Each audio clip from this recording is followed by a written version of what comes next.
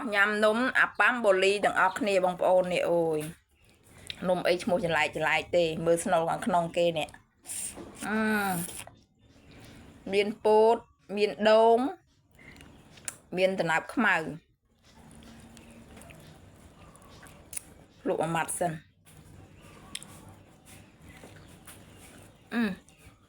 chủ à hay mua mà មួយ 8,000 តែឆ្ងាញ់មួយយ៉ាងเลยតា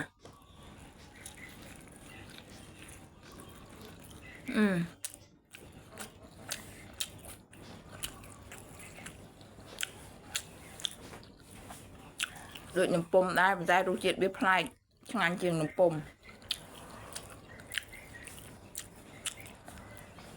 ឈ្ងុយដូងពោតហើយនឹងតំណាប់ខ្មៅដាក់ចូលគ្នាមក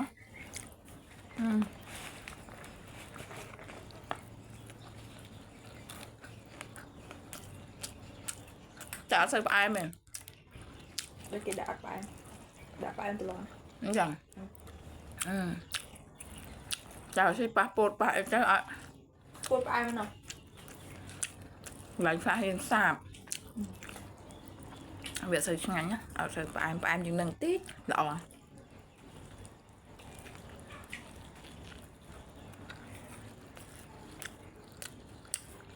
ពួកអ្នកស៊ីទៅពេញអស់តួស៊ីទៅបាត់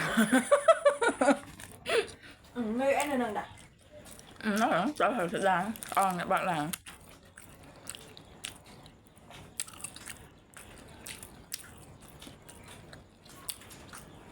ឆ្ងាញ់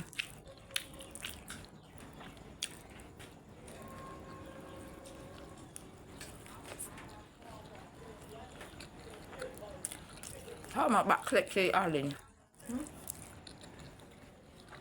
luôn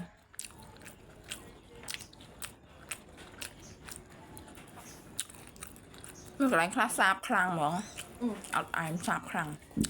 đã đi côn chính chính á ăn đây kìa đã cô thật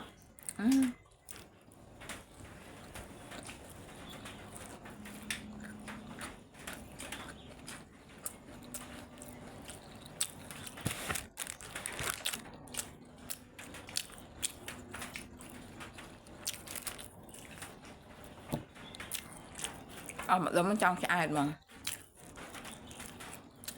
tháo cái 17,000